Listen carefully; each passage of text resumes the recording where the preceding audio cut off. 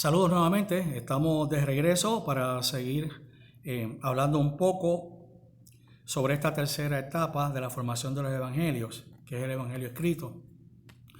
Pues terminando el segmento anterior le estaba mencionando de unas teorías que surgen. Una de ellas es la teoría de las formas. La teoría de las formas es defendida por un tal Dibelius y también por Boltzmann. Ellos defienden que hay que identificar esas pericopas parecidas a las que mencioné en el segmento anterior, a lo que ellos llaman formas, y hay que verla en su ambiente vital, en el Sitz in Leben, ahí en ese medio ambiente donde nacieron y donde se desarrollaron antes de ser puestas por escrito, donde era que se estaban narrando, que hay que acudir ahí, hay que buscar ahí y tenerlo en cuenta. De acuerdo a esta escuela o a estas teorías, pues se van a ir formando poco a poco, uniendo unas formas con otras, unos relatos con otros, cómo los vayan dando con ellos, los van encontrando, los pueden ir añadiendo, y así van a ir formando una secuencia de unos escritos más elaborados, más amplios. Y así poco a poco se fueron formando como fuera la construcción de un edificio, con una serie de bloques prefabricados que se van poniendo y van formando el edificio. Entonces cada bloque pues, le da continuidad al otro. Más o menos esa es la idea que nos quieren traer estas teorías, pero que en este caso, ya para esa época temprana, podrían estar algunos de estos dichos escritos en hebreo. Y por ejemplo, Papías, que es de la patrística, el más cercano a los apóstoles, él dice que para el año 50, Mateo ordenó en dialecto hebreo los dichos, las logias del Señor, y cada uno los traducía como podía.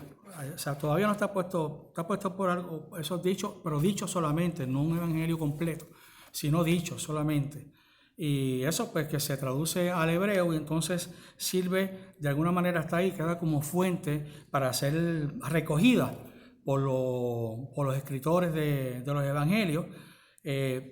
Todavía pues obviamente no era un evangelio como le mencioné, podía ser tal vez una especie de manual que a lo mejor lo utilizaban para la enseñanza a los neófitos, a aquellos que estaban en el catecumenado, que están en ese proceso de formación después de haber aceptado, que han hecho el proceso de conversión y necesitan formarse más.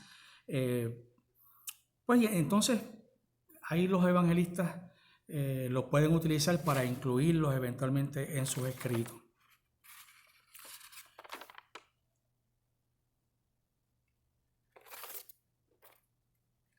De esa manera, pues teniendo en cuenta esos datos y otras cosas más que pueden ir investigando, pues ya entre los años 65 hasta el 75, podría ser obviamente un poco más, en el caso de Juan es mucho más todavía, pues los evangelistas pues van a poner por escrito,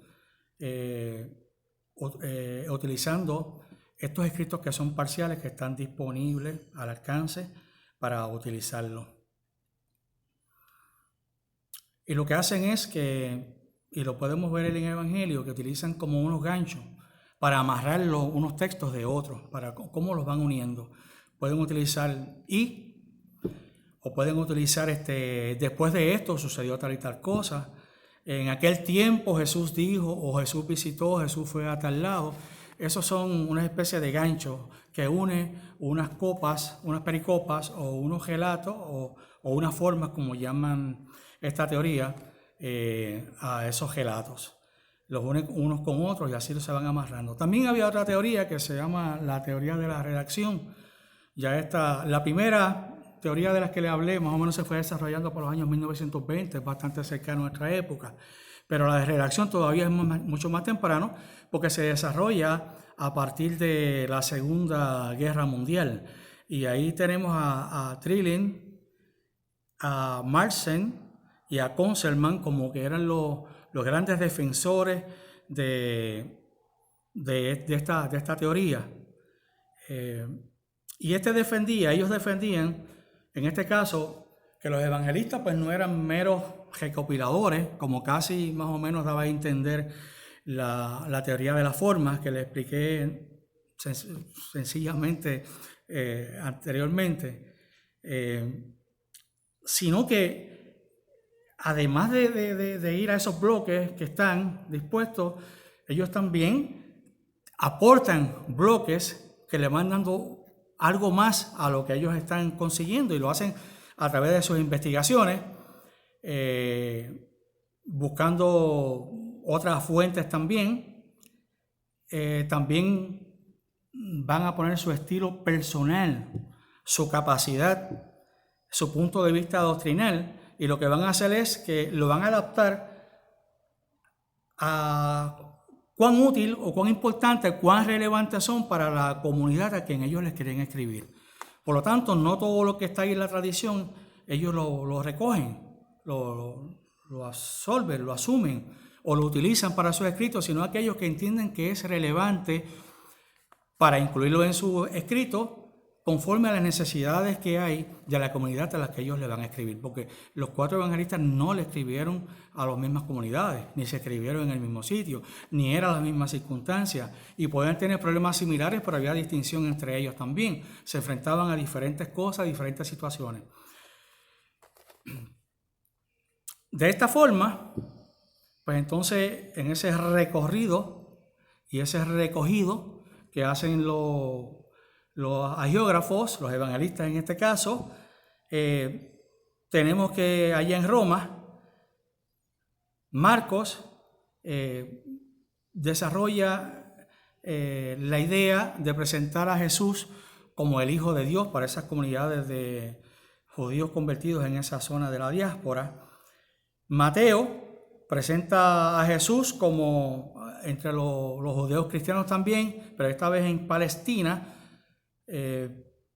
a Jesús como el Mesías que había sido prometido de toda la antigua alianza y que ahora se hace realidad y que se da cumplimiento a todas aquellas promesas.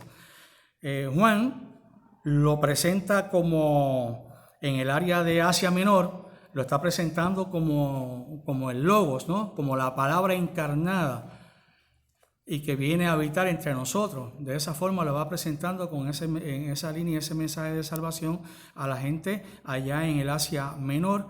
Y Lucas a los griegos lo presenta a Jesús como el misericordioso y el Salvador. 2 temas centrales, y especialmente en Cristología, pues en el Evangelio de Lucas el título cristológico del Salvador abunda y básicamente domina gran parte, por no decir básicamente todo el Evangelio. ¿Son históricos los Evangelios? Bueno, desde el punto de vista, como tenemos el concepto de historia hoy, pues no se consideran así. No obstante, no siendo los evangelios libros propiamente de historia, tienen muchos datos de historia que se recogen en el mismo, y son las fuentes que tenemos para conocer más a Jesús, y ese es el propósito de estudiar los evangelios, conocer más a Jesús, porque los evangelios son los que nos los ponen de primera línea, no históricamente desde la perspectiva, vuelvo y repito, que conocemos, pero sí, definitivamente va a tener sus datos históricos importantes que están ahí, que son innegables.